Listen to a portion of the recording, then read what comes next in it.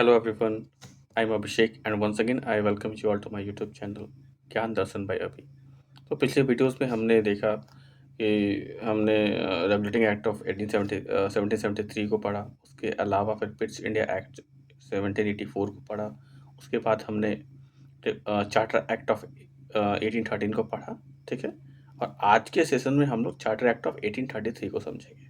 ठीक है, तो हम लोग टॉपिक की शुरुआत करते हैं। तो जो चार्टर एक्ट ऑफ 1833 आता है, उसमें क्या होता है कि जो अंग्रेज थे, इससे पहले हम लोग वीडियो में देखा कि चार्टर एक्ट ऑफ 1813 में क्या हुआ कि अंग्रेजों से सभी व्यापार की मोनोपोली छीन ली गई थी, सिवाय चाय और चाइना से जुड़े जो भी व्यापार थे।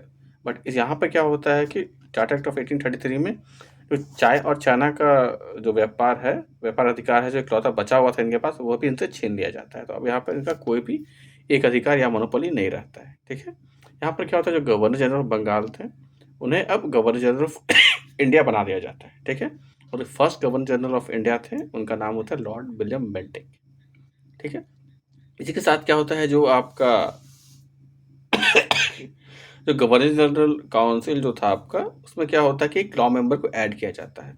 और जो पहले लॉ मेंबर थे आपके गवर्नर जनरल एग्जीक्यूटिव काउंसिल में, वह लॉर्ड मैकॉले थे। ठीक है,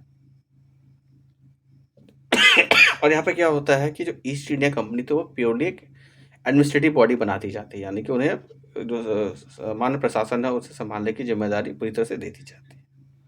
ठीक है, the policy of non interference was applied to the laws and religion. तो यहाँ पे जो भी कानून व्यवस्था थी और जो धर्म से जुड़े जो भी मुद्दे थे, इन मुद्दों पर किसी तरह का हस्तक्षेप ना करने का जो निर्णय है, वह अंग्रेजों के द्वारा लिया गया।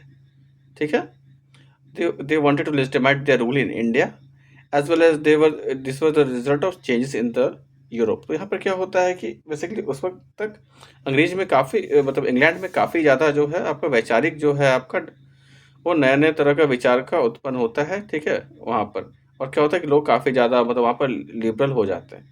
तो यहाँ पर क्या होता है कि यहाँ पर जो लिबरल पॉलिसीज़ का इम्प्लीमेंटेशन किया जाता है, उसका पर्पस यह होता है कि वह लोग अपना जो रूल जो है, वो जो कि भारत पे कर रहे थे, या कब्जा या शासन जो भी कहिए, जो उनके द्वारा किया जा रहा था, तो उसको वो कहीं न कहीं लीगलाइज़ करना चाहते थे। यानी कि वो बताना चाहते थे कि नहीं, देखिए हम लोग आप लोग का भला करना चाह रहे हैं, आपको हम लोग सुधारना चाह रहे हैं, इस वजह से हम लोग यहाँ पर शासन कर रहे हैं, हम लोग का कोई इंटरेस्ट नहीं है। ऐसा वो लोग दिखा रहे थे, बट ऐसा कुछ तो था नहीं। वो तो सब जान रहे हैं कि भाई वो कहीं न कहीं सब कुछ आपका प्रॉफ़िट से रिलेटेड था और कुछ नहीं।